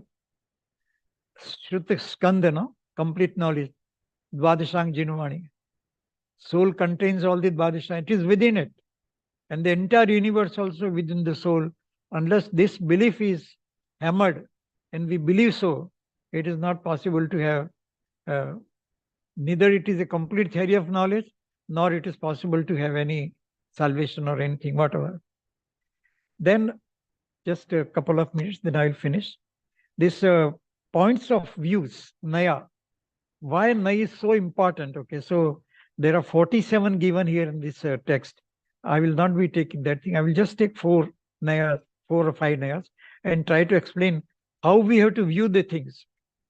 How we think in one way, one-sided view, and that one-sided view leads to distortions and understanding, spoils the understanding. So one is Ishwarnaya, okay, and another thing Anishwarnaya, both opposite to one another. Ishwarnaya say that everything is independent, everything is working independently, nobody is contributing to anything. That's Ishwarnaya. Then Anishwarnaya says that from the point of view of independence, it is free to do what it wants. It is like a lion killing the creatures and eating whatever it likes. Okay. So some people depend on the grace of God. That's what he said, Ishwarnaya. We depend on the God. God works everything. God has created the universe. That is one way of saying, okay. one way of arguing, but that's not the correct way. This is one way only. But its example is given is like a child being reared by the foster mother who feeds the child with the milk and like that. And this is an Anishwarnaya that no, I don't believe in Ishwar and everything we can do it and like that. Actually, it is like that. Jain philosophy is sometimes we can argue in terms of Ishwarnaya because karmas are there and all kinds of things are there. We are dependent on karmas. And Anishwar way, that soul is independent. Soul has its own life and work. Another way is look in terms of if everything is predetermined, should we do anything or not? If everything is decided by the karmas, then what should you do? Look at the two nayas here. One is that the soul from the viewpoint doer is the doer of attachments, aversion, etc. It is the doer. And another viewpoint is that no, it is not a doer, akarta, which is samsara, we talked about it, that it is akarta, it is akarta, and that also we have to understand. From the viewpoint of observer, it is an observer of attachments, etc. It is not the doer. It is like a person who remains, it's like a person, it's like a person who remains witness to various acts. So we are akarta from a certain point of view, and we are karta from a certain point of view. We have to understand from which viewpoint we are karta and from which viewpoint we are not the karta. So soul is not the karta from the nishchaya point of view, but from a practical point of view, soul is creating karmic bondage and in this world. So we have to resolve our contradictions through using these nayas. That's why some examples I wanted to give. Another thing, if everything is God-given or happens by karma, then why should we work? We should not work. Let us not work. Let us not make any efforts. Things will take place of its own. Karmas will take care of it, or God will take care of it. So there is a Purushartha which says that you have to work. And there is another Devya that everything God-given, we need not work. It is everything is divine. But both things are right in a particular point of view. Say Purushartha is necessary because soul, we have to acquire knowledge, and soul cannot be realized without right effort. All we saw three things: right knowledge, right faith, and right conduct. So this Purushartha, this human effort we have to do, otherwise it is not possible to achieve anything. But when we talk of human efforts, it is not like everything is possible through human efforts. So it is like getting a jewel hidden in a fruit, or this example given in Pravachansar, not through human efforts, but through some divine or hidden factors. We may do so many things, but there are certain things which beyond our control, and it will happen automatically, which we call prarabdha or luck or Bhagwan ki kripa, good karma, whatever. If we saved from accident, we say God has saved us. That we can use expression, but that's from a Devik point of view, but otherwise not. Otherwise, it's on our karmas only. So if you want to acquire knowledge, with the blessings of the God, I have got the knowledge. No. You have made human efforts. Yes, but sometimes some people are not able to do it. So previous karmas and all those things help. So we can say it is due to Devya. One more example is in terms of Kal and Akal. What is a good time and what is a bad time? All this controversy. What time and what muhurat and what all those things in life. Should we look for muhurat or not? For like that, all kinds of problems are there in life. So it says the time dimension helps in understanding. So time dimension is important. It is like mangoes getting ripened during summer season. So it has its own time. Okay. And mangoes will get ripened in its own way because time has a role. Second point, yes, time doesn't have a role. That's also one another argument. Just like a mango are ripened using artificial heat or temperature or something like that. So that is akal. Okay. Say when we say somebody dies, okay, at the age of 10 or 20 and like that, we say it is akal mrityu. Because man is supposed to live by say at least 60, 70 years or like that or more. So if somebody dies early, we say akal mrityu. But he has died in his own time only. But our understanding is that he should have lived like that. So when mangoes are grown or ripen during summer season, it is that time is important. But sometimes it is not so. Nowadays you see all fruits are available throughout the year and like that. So both points of views are there. We have to understand from which point of view it has been said. Towards the end, I would just like to say one word which has been used by acharyas. Dravyasya siddhu charnasya siddhi. Dravyasya siddhisya charnasya siddhu. Amrachandra Acharya said like that about the third chapter in his commentary. Budveti karma virta parepi dravya viruddham charanam charantu. What is charitra? So it says that charitra is nothing but you follow the, if we translate that into English, in realization of substance, there exists realization of conduct. And in conduct, there is a realization of substance. And conduct is one which is not opposed to the substance. So what is charitra? Charitra is something which you don't behave against the substances. There are 6 substances and they behave in a particular fashion. And if you behave against them, then it is a wrong charitra. But if you follow what they have said about substances in Jinvani, then it's a right charitra. So that's how we can understand that. We end with this. Maybe a few questions we can take. Some time is there.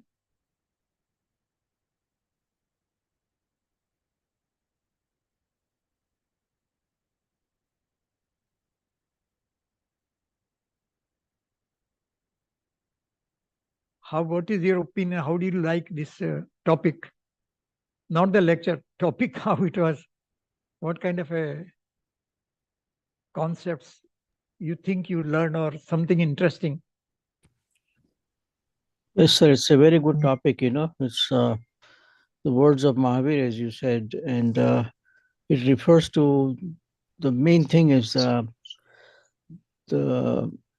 Shuddhatma and Shuddha Right. Vyavahar, Right. Yeah, and pure Atma, Right. and behavior. Exactly. Very true. Right. Thank you. I learned something from here, or large, I should say. Thank you. Very good. Thank you. Mhm. Jai Jayendra sir. Jai Jayant. Sir, I am Suril sir, and I have learned from this. The one word is that path of moksha means management of knowledge. Right. Exactly. This is management of knowledge. And second one is Indriya Gyan is operational of Pudgals. Right. Two words I Very good. like Very good. this. Very good. Thank you, sir. Very good. Thank you, sir. How are you, Sir, sir? this was Dr. Yeah, all right. Cyril. Dr. Cyril from Ahmedabad, sir. Yeah. Yes, Last time also in some other lecture you were there, I remember. yes, sir. You had Sir, given I some would He like messages to passed out there. listen. last year. Yes. Yeah. Very good. Good to see you again. Very good. Thank you, sir. I am waiting for your 363 waves. Always. Okay. Yeah. Thank you, sir. All right. Very good. Others, please respond. Good evening, sir. Jainology. Yeah. Jai Jayant. Am I clear? Audible? Yes. I can hear you. Yes. So first of all, your session was superb. I am from fourth semester MA Jaina Studies, and Okay. the session you took for us for Pravachansar, today's session was again way beyond, because it says ना कि क्या कहते हैं, knowledge जो होती है कब किसके निमित्त से कितना किसको मिले है। तो आज के सेशन में मुझे लगा जो हमारे सेशन था उससे भी जोरदार सेशन आज था। So first of all, thanks to share this knowledge with us. Sir, I had just one question. And आपने एक लाइन बोली आज अपने during the discussion you said कि if you go with the knowledge and if you are not okay and if you are not on the path of the conduct or the right conduct, then it's possible कि conduct तो क्या कहते हैं इस जन्म में मतलब शायद आते आते आ जाएगा या अगले बिल्कुल। जन्म में आ जाएगा। Right, right. पर अगर हम इसको एक, मेरे को गाथा एग्जैक्ट नहीं पता कि ये समय सार की है या कहाँ पे है, बट हमने जो ऐसा पढ़ा है कि तीनों जो है रत्नत्रय है वो साथ में चलता है। ऐसा नहीं है हाँ, कि एक्चुअली पहले नॉलेज आई, मतलब पहले फेथ आया फिर नॉलेज आई फिर कॉन्डक्ट आया। तो अगर वो तीनों साथ में चलते हैं तो उस एंगल से ये बात कहाँ तक सत्य बैठती है, पहला क्वेश्चन, कि हम अच्छा, नॉलेज पे हम फोकस करें, शायद कॉन्डक्ट जो है वो अगले जन्म में भी आ जाएगा। और उसी नहीं, तरीके से अगर मैं इसको counter question, yes sir, I have just 2 questions, तो इसलिए मैं दोनों को ओके, साथ में बोल रही हूँ, देन आई विल म्यूट माई हाँ, सेल्फ। हाँ, okay, okay, okay, and okay, my second question is कि अगर हम उस हिसाब से देखें तो अगर मैं ऐसा कहूँ कि हम कॉन्डक्ट को अभी ले लें, अगर ऐसा ही है तो अभी हम बहुत ज्यादा चारित्र पे फोकस कर लें, चारित्र से एक अच्छी गति मिल जाएगी, और उस गति को पाने के बाद फिर हम उसमें सम्यक ज्ञान और उसमें प्राप्त कर लेंगे, तो सम्यक दर्शन उसमें प्राप्त करेंगे, कि हम सम्यक ओके, कॉन्डक्ट अभी कर लें, देखा देखी या ऐसे देख के ही हम्म, कहलाएगा नहीं, देखा देखी है, पर फिर भी मतलब शुद्ध भाव से हम कॉन्डक्ट कर लें और ज्ञान हम अगले जन्म में ले लें, तो या ज्ञान आते आते आ जाए तो। हाँ, हाँ, बहुत अच्छा, good question, okay. You see, the answer in short is like this, okay, that if you follow the conduct which is not based on knowledge, then that's not conduct at all, okay. So how that can be termed as a conduct, and how it can be made, and how are we sure that that conduct will really lead to better life in the next life? No. Mithyatvam is, again, fruits are not ensured, okay. And second thing, even if one goes to heaven, possible, not that not possible, it is possible. And even if one goes to heaven by because of good conduct, what is the guarantee that in the heaven he will realize what is the truth? He will not be able to realize the true knowledge, okay? Because in the heaven he will be busy enjoying the heavenly pleasures, okay, and spend the entire life in enjoying that. So that's why the reverse you take it, that first part of that question, that if you have a right knowledge now, then today you are not able to use it and in a right conduct, but the sanskar is always there. So it can be always used in the next life. For example, same way, if that person goes to heaven, one who has the right knowledge will also go to heaven, not that he will not go to heaven. Right knowledge is very powerful, as we discussed. Knowledge is power, okay? So he will also go to heaven because he has not adopted right conduct. So no question of moksha. But he will also go to heaven. And after going to heaven, he will remember that knowledge and realize that I had some lack of knowledge, some things I did not understand. So as a heavenly being, he will go to Samosharanam Sab Tirthankar, acquire knowledge, perfect his knowledge, and when born as a human being, again he will be adopting that and go to moksha. There are all Tirthankaras are like that. In the previous life, they did acquire knowledge but not conduct. And then ultimately it happens like that. So many examples. Prathaman full of such things. Because perfect conduct doesn't take place immediately. It may take sometimes some lives, okay?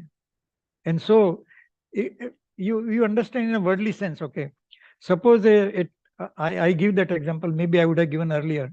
A teacher was teaching to his students, primary schools, okay? The 2 crore and 2 crore is how much? So the student replied, sir, you don't have 2 crores. I don't have 2 crores. Why do we worry about how it becomes, okay? But that is not the question, okay? The question is basically we should know so that whenever we have 2 crores, we will be able to count that it is 2 crores. Otherwise, just a plenty of money and no idea how much it is. And then he will not be able to manage, as we said rightly, management. He will not be able to manage the wealth. So conduct is also nothing but management of knowledge, okay? That इतना उपास करना चाहिए, इतना वो करना चाहिए, इतना वो करना चाहिए. It's management of knowledge. उपास करके आत्मा का ध्यान करना चाहिए, सामायिक करना चाहिए, प्रतिक्रमण करना चाहिए, शास्त्र पढ़ना चाहिए, स्वाध्याय करना चाहिए. So this is management of knowledge only. So the second part, what you said, is no guarantee. It may happen a rarest case. You may be right, but that may can happen rarest of rare case. In sometimes it is called as Kaktalya Nyaya in logic, which means that a crow was there on the top of the, a queen was standing on the top of the palace, और उसके गले में जो हार था वो हार गिर गया. एक कौवा आया, उसने हार पकड़ लिया और जाकर के वापस छत पर डाल दिया, और एक दासी थी, वो छत की सफाई कर रही थी, दासी को वो हार मिला और उसने लाकर रानी को दे दिया.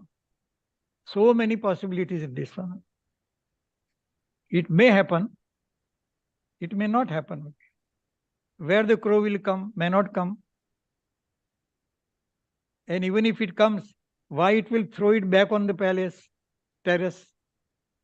And even if it throws on terrace, why the only Dasi will get? And if Dasi gets, whether she will keep to herself and not return to the queen.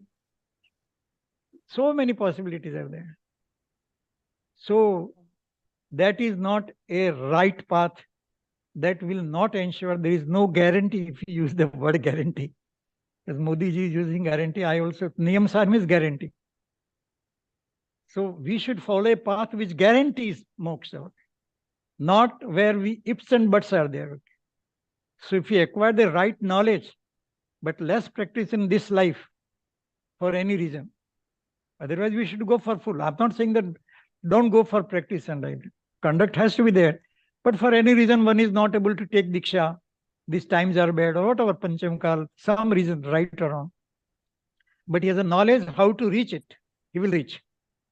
Simple example like that. If you have a knowledge how to reach from one place to other place, you may not go today, but you may do it someday. If you want to cook a good dish, okay, suppose you go to somebody's place and eat some good dish, good food, then you will ask how you have made it and like that. He or she say that this how it has been made. You may not make it immediately, but someday, because you have learned how to make it, someday you will make it and enjoy the food. So knowledge is a guaranteed thing. Other things are ifs and buts, which we don't know whether it will happen or not. No guarantee can be given, but knowledge guarantees that kind of. That's the force in knowledge. That's why I say knowledge is powerful. We need a path which ensures moksha, okay? Not where ifs and buts or something will happen on suppositions. No. We can talk more, but that should be enough. So there's one small doubt. Okay. When we're talking about knowledge, of course, we understand that it exists. But many things seem to be very imaginary. I mean, sometimes there is a doubt that does this exist, moksha exist? Then that sarvagyata ki unke upar vishwas karna, that statement is put that once you have the vishwas on sarvagyata, then all these statements follow.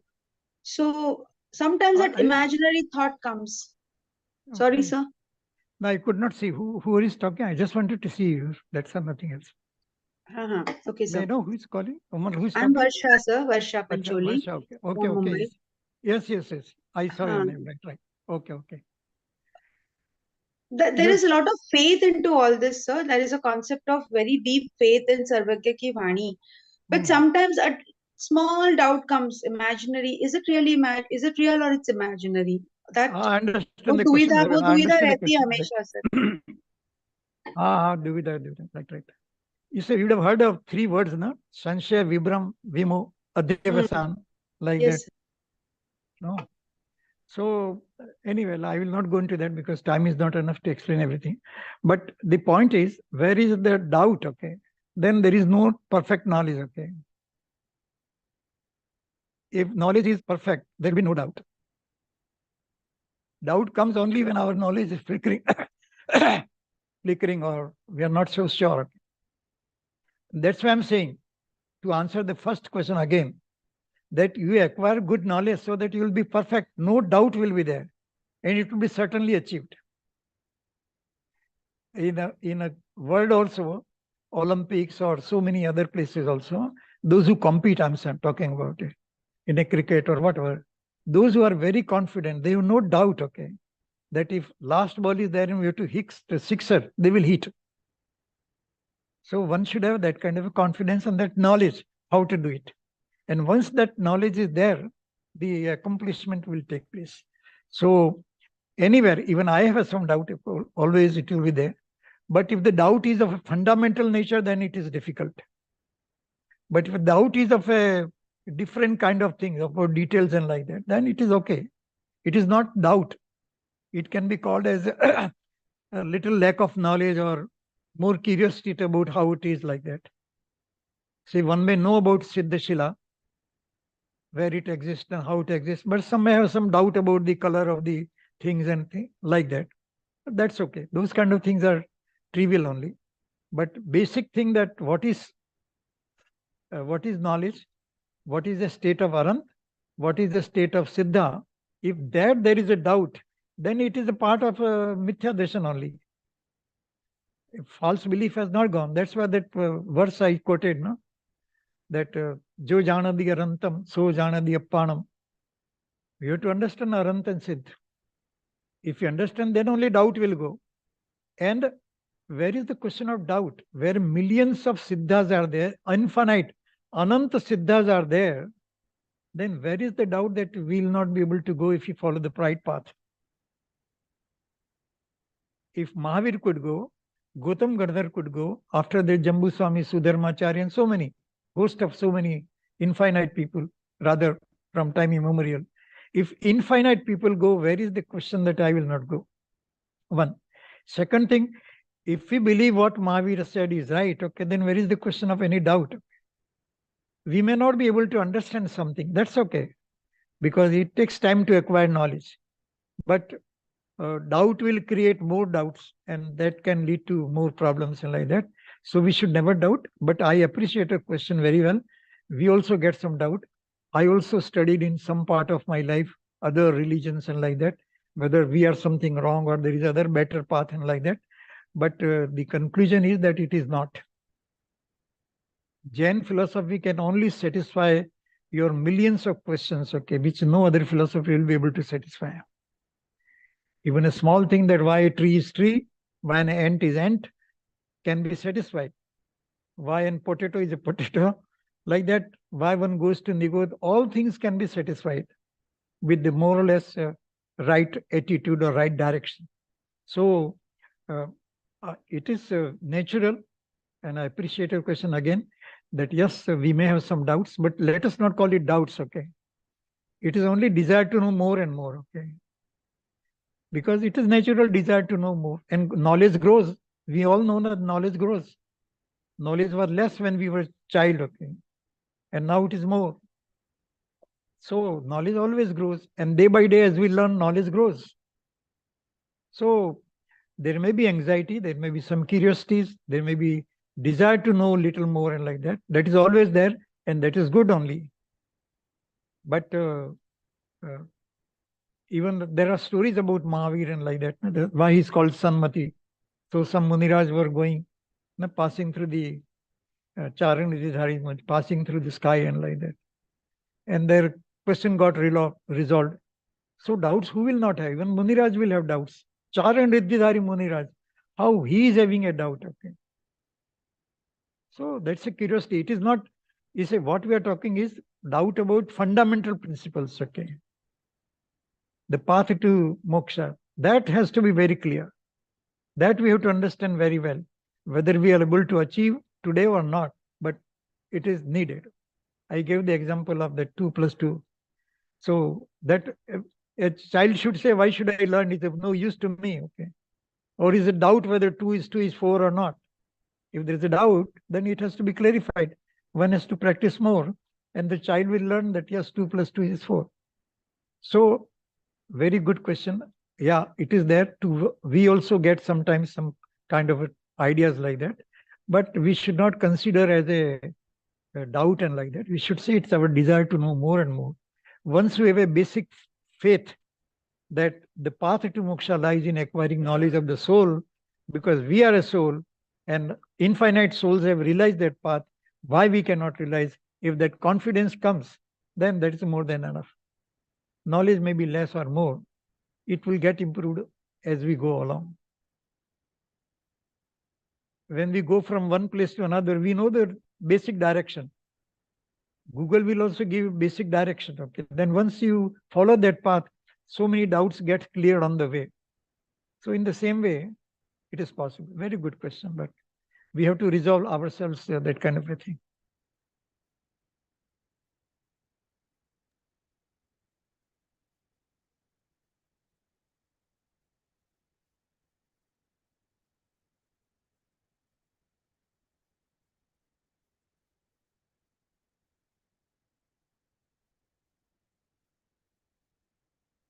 Anybody else?